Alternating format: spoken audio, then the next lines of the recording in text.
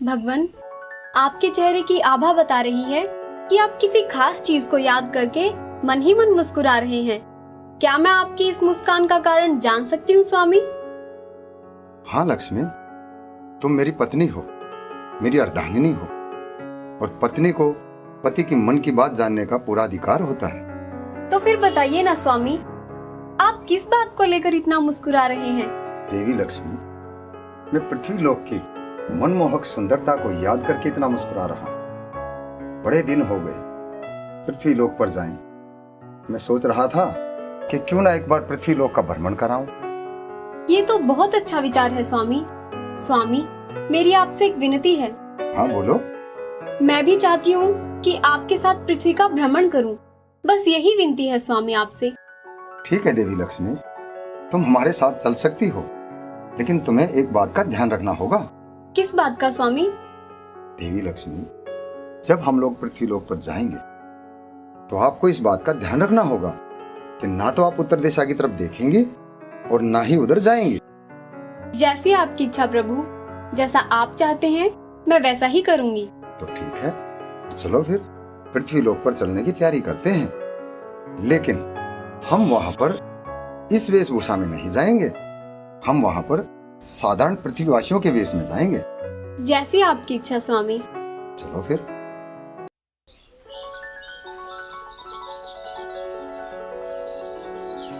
देखो ना स्वामी, कितना सुंदर दृश्य है। सच में जो पृथ्वी लोक पर रहते हैं कितने सौभाग्यशाली हैं, जो इनको रहने के लिए पृथ्वी जैसा ग्रह मिला। हाँ देवी, तुम सही कहती हो। सच में पृथ्वीवासी बहुत भाग्यशाली है। तीनों लोकों में यदि कोई सबसे उत्तम चोला है तो वो मनुष्य चोला है। हाँ प्रभु, तभी तो देवी देवता भी इस चोले को धारण करने के लिए तरसते रहते हैं। देवी देवताओं का जीवन तो एक जैसा रहता है, परंतु मनुष्यों के जीवन में न जाने कितने उतार चढ़ाव आते हैं। कभी दुख होता है, कभी सुख होता है। कोई अमीरी में जीवन जीता है तो किसी किसी का जीवन गरीबी में व्यतीत होता है। लगता है देवी लक्ष्मी का मन भी मनुष्य चोले के लिए तरस रहा है। अभी अवतार रूप में आना तो संभव नहीं है, लेकिन फिर भी इनकी इच्छा तो पूरी करनी ही होगी। आओ देवी, कुछ और भ्रमण करते हैं।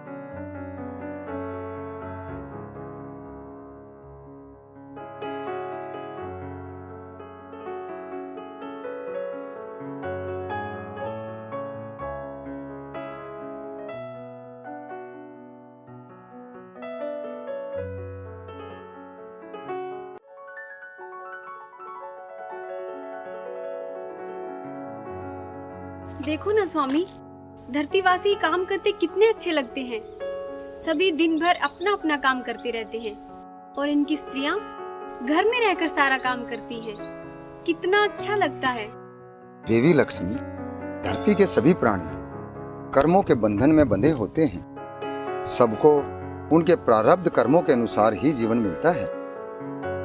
कर्मों के अनुसार ही मनुष्य अमीर, गरीब, गोरा, काला, सुंदर और कुरूप बनता है।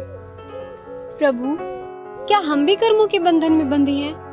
हाँ देवी, कर्मों के बंधन से कोई भी मुक्त नहीं है। इस पूरी कायनात में उस पार ब्रह्म के अलावा कोई भी ऐसा नहीं है जो कर्मों के बंधन से मुक्त हो। उस मालिक ने हम सब की आयु निर्धारित कर रखी है। प्रभु, तो क्या हम अमर नहीं हैं? नहीं देवी, इस पूरे ब्रह्मांड में कुछ भी अमर नहीं है।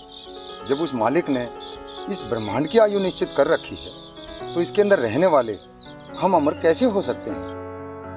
परंतु प्रभु, हमारे सामने तो मनुष्य की न जाने कितनी पीढ़ियां गुजर चुकी हैं और हम ऐसे के ऐसे हैं। जिस प्रकार मनुष्य की 100 वर्ष की आयु में एक सूक्ष्म जीव लाखों बार जन्म लेता और मरता है, वैसे ही हमारी आयु में एक मनुष्य लाखों बार जन्म लेता और मरता है। देवी, हम सब काल के चक्कर में बंधे हुए हैं।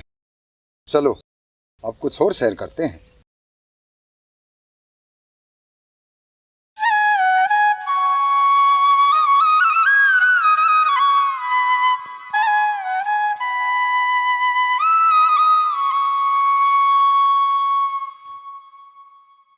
प्रभु, देखो ना खेतों की हरियाली कितनी मनमोहक है। जब भी धरती पर आना होता है, मन बहुत प्रसन्न हो जाता है। तुम ठीक कहती हो देवी, बहुत मनमोहक है।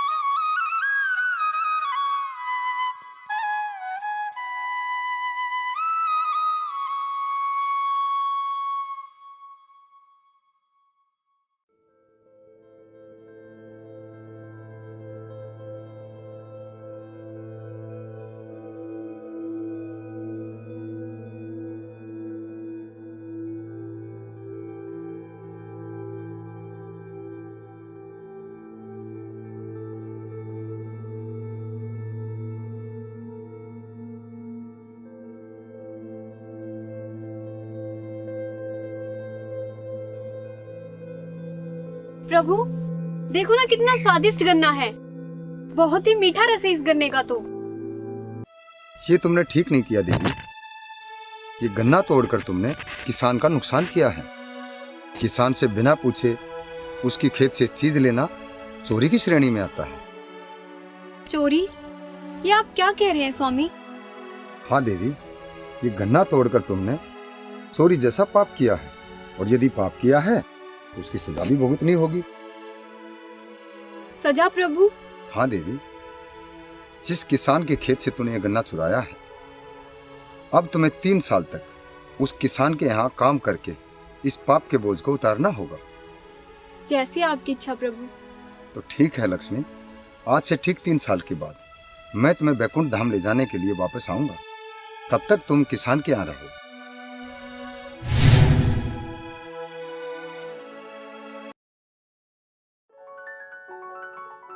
बाबूजी, क्या आप मुझे कुछ खाने को दे सकते हैं? तुम कौन हो बेटी? पहले तो तुम्हें इस गांव में नहीं देखा। कहाँ से आई हो? हाँ बाबूजी, मैं बहुत दूर से आई हूँ और बहुत भूखी हूँ। क्या आप मुझे कुछ खाने को दे सकते हैं? हाँ बेटी, इस गरीब के पास जो कुछ है वो तुम्हें जरूर मिलेगा। लेकिन तुम ये तो बताओ, तुम कहाँ से आई हो, तुम्हारा नाम क्या है और तुम्हारा परिवार कहाँ है? मेरा नाम लक्ष्मी है और मैं बिल्कुल अकेली हूँ। बाबूजी, आप मुझे अपने घर में रख लीजिए। मैं आपके घर का सारा काम कर दूंगी। बस बदले में 2 वक्त की रोटी दे देना। मुझे और कुछ नहीं चाहिए। ठीक है बेटी, आज से तुम मेरे घर में रहो। मेरे पास जो भी रूखा सूखा है वो तुम्हें जरूर मिलेगा। सुनो जी, मुझे आपसे कोई बात करनी है। इधर आओ। ये लड़की कौन है जी? गंगा, इसका नाम लक्ष्मी है। इस बेचारी का इस दुनिया में कोई नहीं है। आज से ये हमारे पास रहेगी। सबसे पहले एक काम करो, तुम इसको कुछ खाने को दे दो। ये बेचारी बहुत भूखी है। इस गरीबी में हमारा ही गुजारा बड़ी मुश्किल से चलता है। इस बेचारी को कहाँ से खिलाएंगे? तुम क्यों चिंता करती हो भाग्यवान? जब भगवान हमारा और हमारे बच्चों का पेट भरने के लिए कुछ न कुछ दे देता है तो इसके लिए भी दे देगा।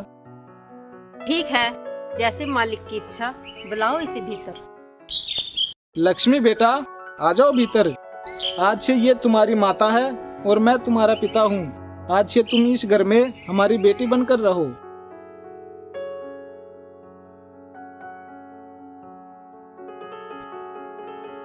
गंगा, अरे ओ गंगा, अरे सुनती हो?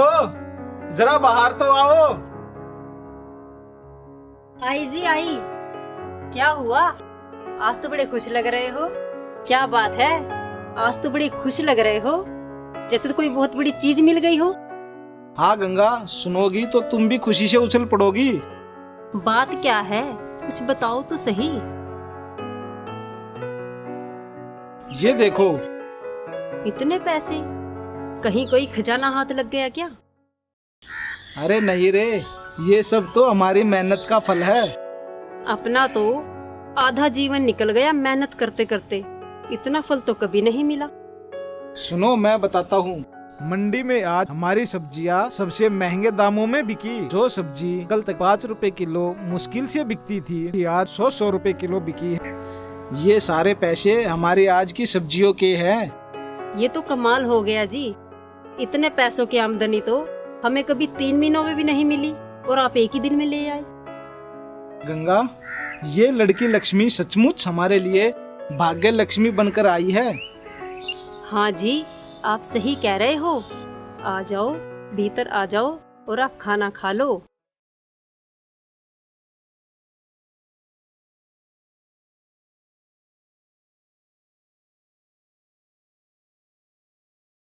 भाग्यवान, अब तो हमारे सुख के दिन आ गए।